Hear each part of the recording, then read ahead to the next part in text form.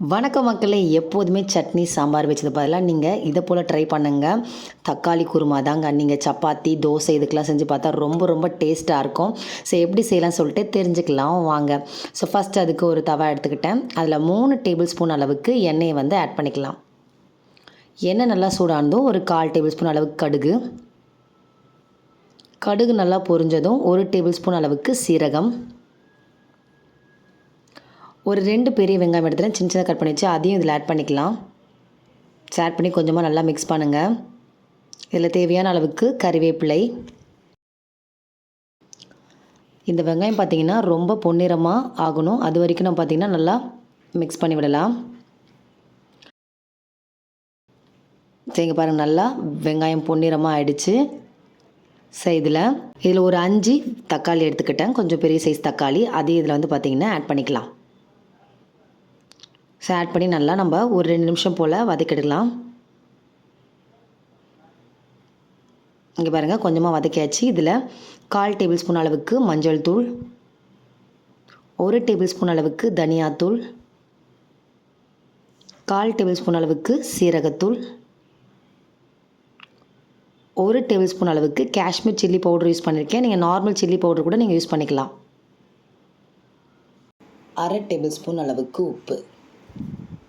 இதில் ஒரு டம்ளர் அளவுக்கு தண்ணீர் ஆட் பண்ணி நல்லா மிக்ஸ் பண்ணி விடலாம். இங்கே பாருங்கள், ஸோ தேவையான அளவுக்கு நான் வந்து தண்ணீர் ஆட் பண்ணிட்டேன். ஸோ இது 1 நிமிஷம் போல் நல்லா கொதிக்கட்டும். அதே சமயம் நம்ம வந்து மசாலா ரெடி பண்ணிடலாம். ஒரு மிக்ஸி ஜார் எடுத்தாச்சு.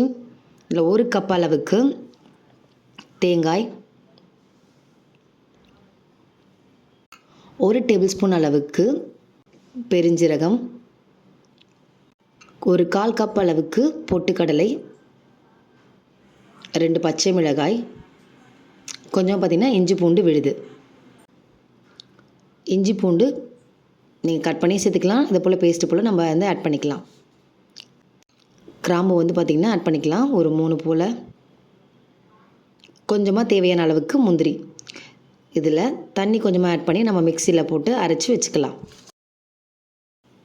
இங்கே பாருங்கள், நல்லா கொதிச்சாச்சு. இதில் நம்ம அரைச்சி வச்சுருந்த அந்த விழுதையும் வந்து பார்த்திங்கன்னா இதில் மிக்ஸ் பண்ண ஆரம்பிக்கலாம். ஸோ நீங்கள் காரம் சேர்க்கணும்னு அவசியமே கிடையாது. இதுவே போதுமானதாக ரொம்ப டேஸ்ட்டாக இருக்கும். இதில் கொஞ்சமாக நான் வந்து தண்ணீர் ஆட் பண்ணி அதையும் சேர்த்து இதில் மிக்ஸ் பண்ணுறேன்.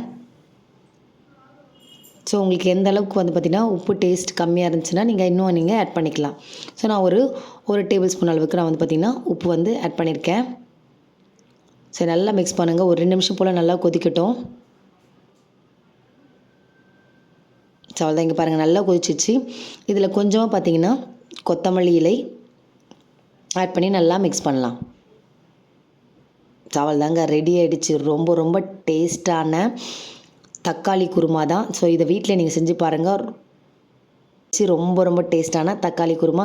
இது நீங்கள் சப்பாத்தி பூரி இல்லை தோசை இட்லிக்கெலாம் சாப்பிட்டிங்கன்னா வேறு லெவலில் இருக்கும். ஸோ உங்கள் வீட்டில் செஞ்சு பாருங்கள். பிடிச்சதை லைக் பண்ணுங்கள், ஷேர் பண்ணுங்கள். தேங்க்யூ.